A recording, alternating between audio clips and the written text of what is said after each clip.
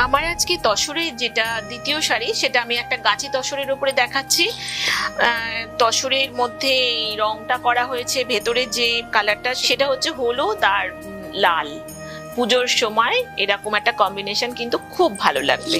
দেখো খুব সুন্দর, পাড়ের মধ্যে আমরা একটা হাতি এবং ফুলের একটা ব্লক দিয়েছি।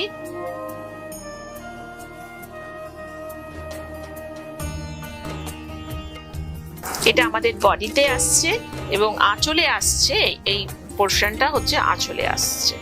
তোমাদের আঁচলটাও আমি দেখিয়ে দিচ্ছি, দেখো।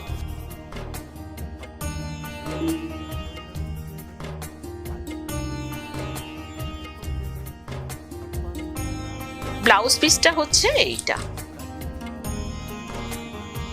এটা পিঠের উপরে পড়বে আর এইটা হচ্ছে ব্লাউজ পিসের এইটা কাপড়।